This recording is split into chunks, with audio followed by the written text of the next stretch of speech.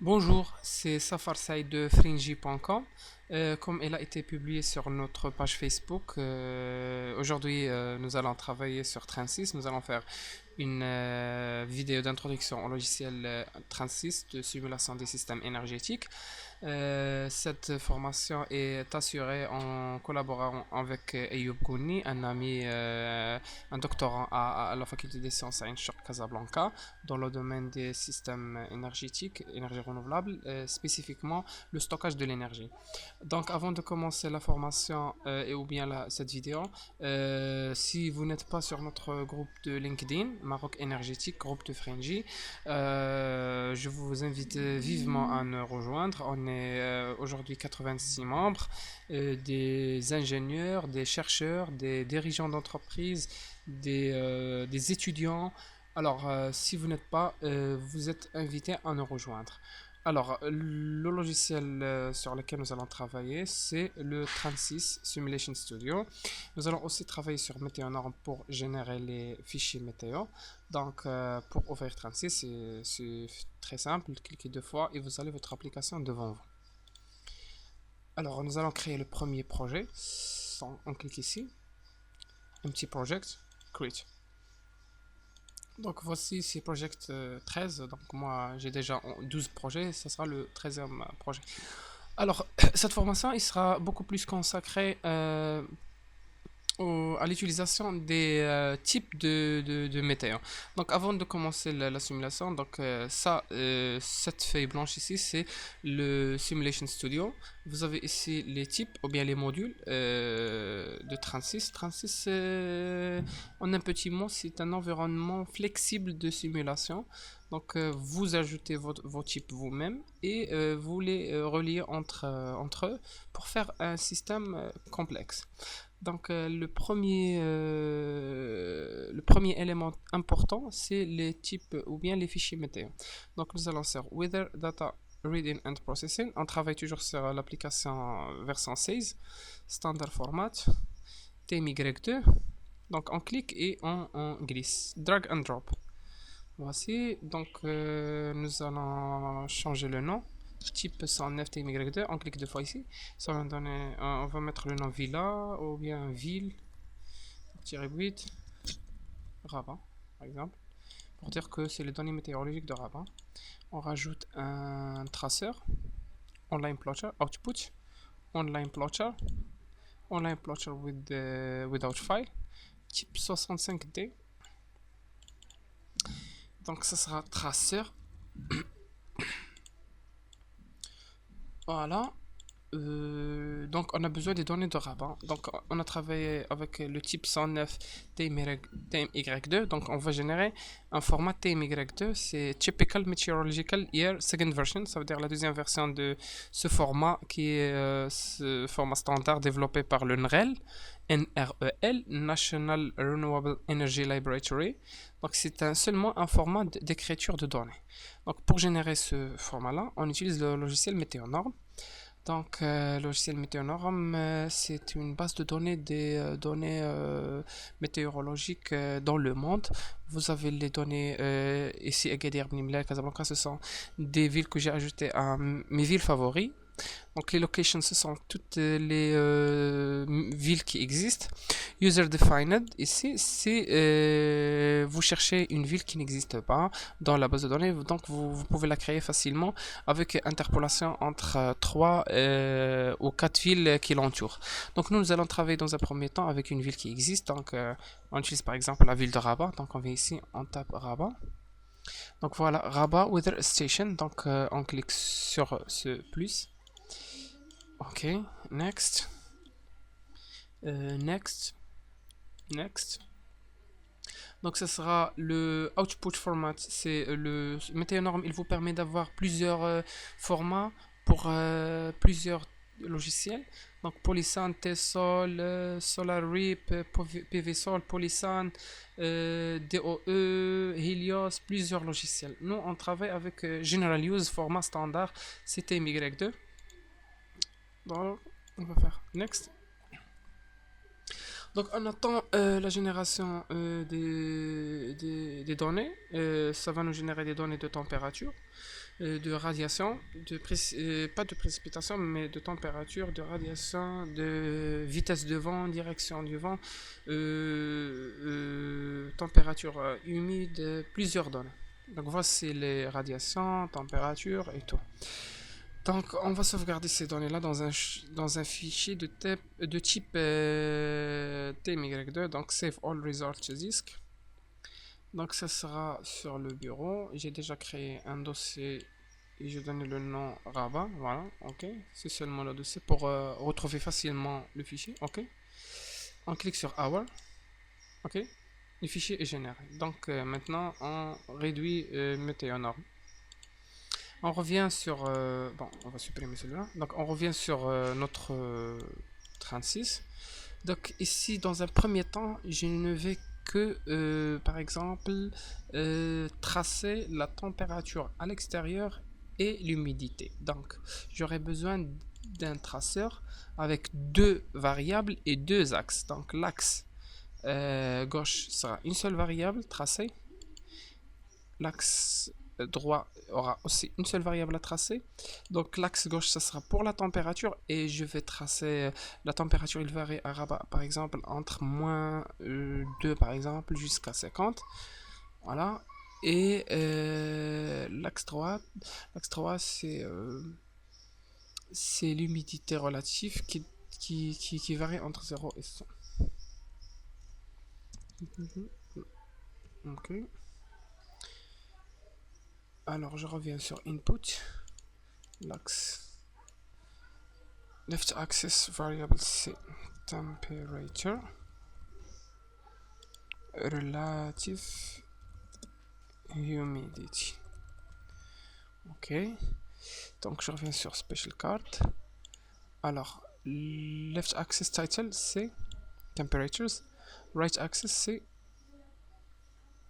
donc je vais changer ça pour mettre que c'est relative humidity. Et le nom de graphe, ça sera TRH. Ok, température et humidité relative. Donc je fais une liaison entre ce type-là et le traceur. Donc celle-là, c'est quand la liaison est bleue, ça veut dire qu'il n'y a pas d'affectation des données output de ce type vers les données input de ce type-là. Vous voyez le sens, ça veut dire que les inputs de ce type-là, ils vont être affectés aux outputs de ce type-là. Pas toutes les inputs, pas toutes les inputs, mais quelques-uns, quelques variables. Donc je clique deux fois. Donc voici, ce sont les outputs de ce type. Ça, ce sont les inputs de ce type. Donc ambient temperature, relative humidity. Ok. Donc juste pour vous expliquer, donc chaque type il a des paramètres input, output, derivative, special cars, external files and comments. Ok. Les paramètres sont les paramètres ce sont des données qui ne changent pas pendant la simulation. Par exemple, la surface d'un capteur qui ne change pas. Donc c'est un paramètre. Les inputs, ce sont les variables qui changent en fonction, par exemple, du temps. Par exemple, la température et l'humidité relative. Les outputs, ce sont le résultat de calcul de ce type-là. Donc, le type-là, il aura un fichier externe pour la lecture des données. Donc, pour affecter le fichier qu'on a généré avec Météonorme. Donc, on vient cliquer sur Ville Rabat, sur le type TMY2, External Files, Browse, chercher sur le bureau le dossier Rabat Hour, Open. Donc voici, les données sont affectées au type TMY2 et la température ambiante sera tracée l'axe gauche avec variable température. Relative humidity sera tracé sur right axis variable avec relative humidity comme nom de variable. Et on a déjà fait que la température, par exemple, de Rabat varie de moins 2 à 50. C'est seulement pour la visibilité des données sur le traceur. Right axis minimum, l'humidité relative, ça varie de 0 à 100%. Donc, ce qu'il nous faut maintenant faire, c'est déterminer le temps de simulation. Donc, moi, je vais faire la simulation pour le mois de janvier. Donc, ça sera day numéro 0 jusqu'à day numéro 31. Ok.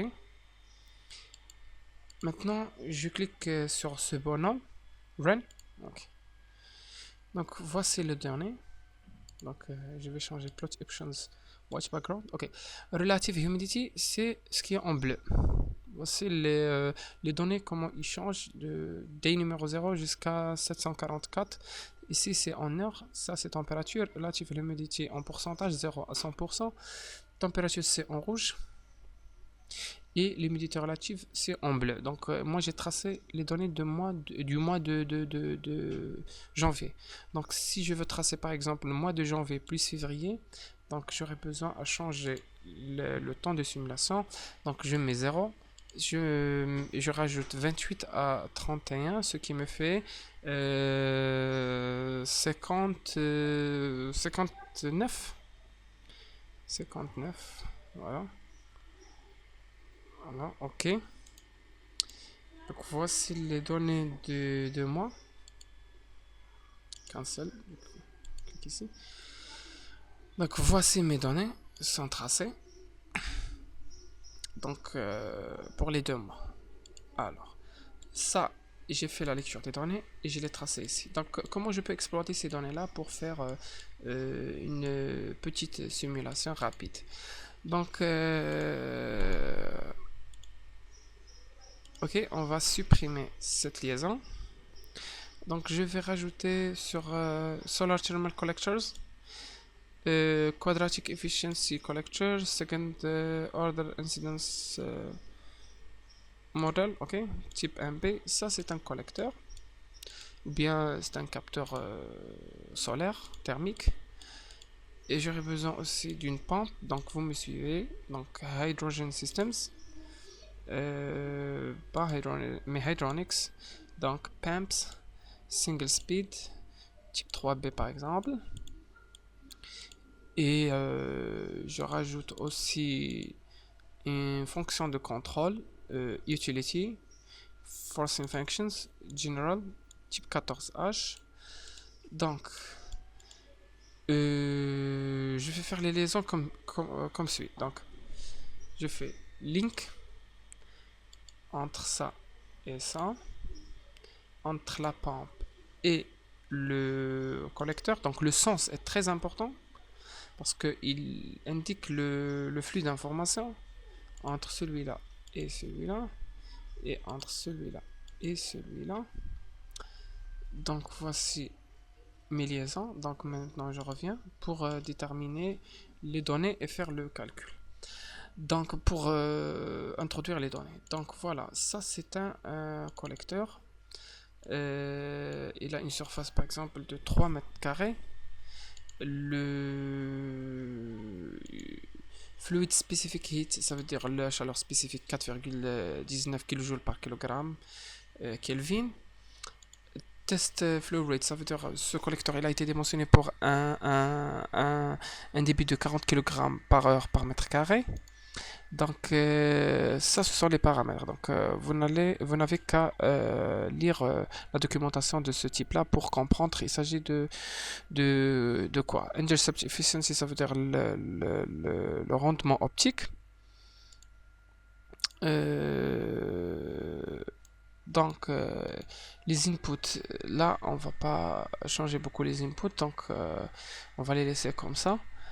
Ce qu'il faut faire maintenant, c'est de faire les liaisons donc entre ce type là et ce type là. Donc pour fonctionner, le collecteur ou bien le capteur a besoin des données dans les inputs. Donc il a besoin de la température ambiante. Donc je fais température ambiante, température ambiante. Incident radiation, c'est total radiation on tilted surface. Ok, total radiation on tilted surface. Total horizontal radiation, ça veut dire total radiation on horizontal. Horizontal diffuser radiation, je vais la chercher ici. Sky diffuser radiation on horizontal. Ok, ground reflectance, c'est le facteur albédon, on va le laisser à 0,2. Donc si l'une des inputs on change, on le met pas en liaison avec une autre output d'un autre de type et sera fixé comme un paramètre. Donc, incidence angle, ça veut dire angle of incidence for tilted surface. Collector slope, ça veut dire l'inclinaison, ça veut dire slope of tilted surface. Je vais vous expliquer comment on peut modifier ces paramètres-là. Donc, il nous reste maintenant inlet temperature and inlet flow rate, ça veut dire la température de l'eau à l'entrée et le débit. Donc, ce type-là, c'est un lecteur de données et un processeur. Donc, il fait la lecture des données à travers un fichier à l'extérieur et il peut nous générer des données pour un plan incliné et orienté. Donc, nous allons sur Input. Donc, how many surfaces are to be evaluated by this type? Une seule surface. Cette surface, elle a une inclinaison de 35 degrés. Azimut de 0 degré, ça veut dire si l'azimut est fixé à 0, ça veut dire qu'elle est orientée vers le sud. Donc ces données-là, ce sont les données de la tilted surface, de la surface inclinée. Donc moi, si je viens ici, par exemple, et je rajoute une autre surface, je fais 2. Donc surface 1, surface 1, surface 2, surface 2, ça veut dire slope, azimut. Moi, je mets ici 0. Donc la première surface pour laquelle ce type-là va générer les données, c'est la première surface, elle a une inclinaison de 35, azimut de 0, direction sud. La deuxième surface, elle a une inclinaison de 15 degrés par exemple, azimut 45 par exemple, ça veut dire elle est orientée vers l'ouest. Alors si je reviens ici, donc ces données-là ne changent pas, sauf que maintenant, ils viennent apparaître le 1 et 2. Donc, dans une première simulation, on va faire le calcul pour une surface inclinée de 35 degrés et orientée sud. Et pour la deuxième simulation, nous allons faire comparer les résultats pour une surface inclinée de 15 degrés et orientée ouest. Donc, maintenant, on a terminé les liaisons entre le type téméraire 2 et le collecteur. Donc je reviens sur la pompe. Donc le collecteur, il a été testé pour 40 kg par heure par mètre carré. On a fait 3 mètres carrés. Donc je reviens ici et je détermine que je donne le débit de la pompe, c'est 120 kg par heure. Le fluide, c'est l'eau. Maximum power, c'est 60 kJ par heure. Coefficient interception, ça on le change pas. Les inputs, donc l'eau il rentre à une température de 10 degrés et le débit c'est 120 par exemple kg par heure. Maximum flow rate 120. Output, il va nous générer la température et le débit de sortie de la pompe. Donc si je reviens à liaison entre pompe et collecteur, donc outlet flow temperature, c'est le output, c'est le débit de sortie, ça sera inlet flow rate pour le collecteur, temperature ici, pardon. Outlet flow rate, c'est le débit de sortie, ce sera le débit d'entrée pour le collecteur. Alors cette pompe là, si je me lance la simulation sans par exemple déterminer l'horloge ou bien de fonctionnement, la méthode de fonctionnement, il fonctionne jour et nuit. Donc moi non, moi je vais avoir par exemple mode de fonctionnement entre 8h du matin et 6h du soir, 18h. Donc je reviens sur le forcing function, la forcing function. Donc sur la forcing function, moi je vais avoir par exemple à minuit, de minuit jusqu'à 6h du matin, c'est 0. Donc je mets ici 5 points et on va rajouter les points si on a besoin des points. Donc de 0. Donc minuit, la fonction c'est 0. 6h du matin, la fonction c'est 0. 6h du matin, la fonction c'est 1. Donc jusqu'à 18h, sa fonction reste 0. 18h, ça devient... Non, jusqu'à 18h ici on met 1. 18h 0, 24h c'est 0. Donc, on n'a pas besoin de dernier point, donc on va faire 5. Donc, le profil qu'on a fait, c'est comme suit.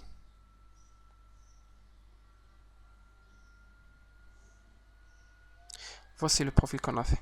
De minuit jusqu'à 6 heures du matin, la fonction est 0. De 6 heures du matin jusqu'à 18 heures du soir, la fonction 1. Et de 18 heures jusqu'à 24 heures, c'est 0. Donc, ça sera seulement fonctionnel dans cette laps de temps. Ok. Donc, je fais la liaison. Donc, cette fonction, elle est seulement, ce type-là est seulement une fonction de sortie qu'on va mettre sur le control signal, ça veut dire le signal de contrôle.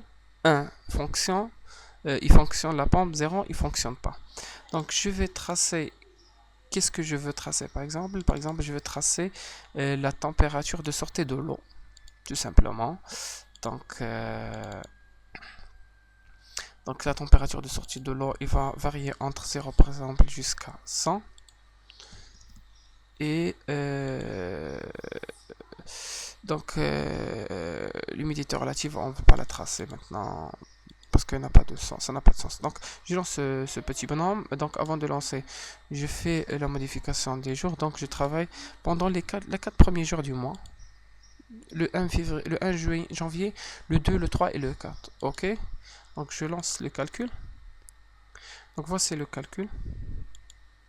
Donc voici ma température de sortie. Donc l'eau elle entre à 10 et à midi il sort à 26. Donc moi si je reviens ici, je rajoute la surface, je mets par exemple 6 mètres carrés de surface. Donc voici la température de sortie, il augmente jusqu'à 40. Donc si je diminue le débit jusqu'à par exemple 90, je relance. Voici la température, 40-49 le maximum. Donc je vais encore tracer autre chose. Donc je reviens sur mon traceur, je pars sur le Special Cars. Ça je vais changer le nom. Je vais pas donner comme nom le humidité relatif, mais je donne comme nom par exemple Energy. Ok. Et je vais tracer par exemple deux paramètres qui varient de 0 jusqu'à par exemple 6600. Ok, je vais faire une autre liaison entre ce type là et le traceur. Donc je vais tracer le Useful Energy Gain. Donc je reviens par exemple ici, je change le nom des variables. Cette première variable Right Access Variable 1, c'est énergie utile. Ici énergie reçue. Et Special Cars, ici, ça sera énergie en kilojoules par heure. Ça veut dire la puissance reçue. Alors, comme ça, Useful Energy Gain, ça veut dire l'énergie utile du capteur. Et ça, l'énergie total radiation on tilted surface 1, ça veut dire total radiation on tilted surface 1, ça veut dire l'énergie totale reçue sur la surface 1. Donc on va la tracer ici. Donc on fait notre simulation. Alors je change ça jusqu'à 10 000. Ok, voici plus 15 000. Donc voici. Alors, si je veux avoir les valeurs là, je vous ai pas montré comment on fait. On clique en fait sur Shift et on bouge la souris. Donc ici, nous avons l'eau maximum, il sort à 41 degrés Celsius avec une énergie reçue, c'est 11 918 kJ par heure et énergie utile de 2652. Donc si je reviens ici et je modifie les paramètres de par exemple de mon capteur, donc je fais intercept efficiency par exemple à 0,95.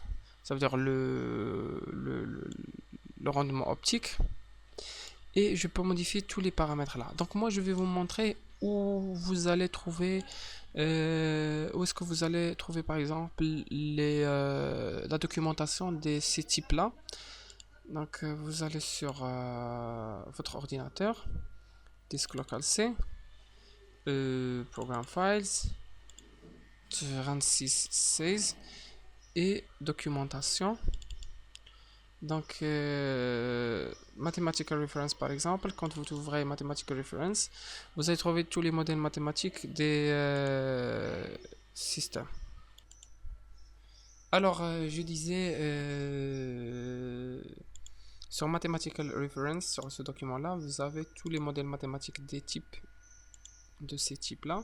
Donc, par exemple, sur Solar Thermal Collectors, le collecteur avec lequel on a travaillé, c'est Thermal Plate Collector Quadratic Efficiency.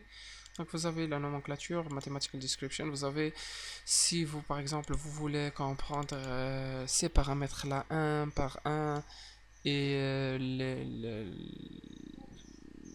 tout, ça veut dire les paramètres, les inputs et tout. Donc vous allez sur Mathematical Description pour comprendre le type. Alors, ça c'est la première vidéo d'introduction. Il y aura d'autres vidéos de simulation. Restez connectés restez branchés à nos groupes, et merci.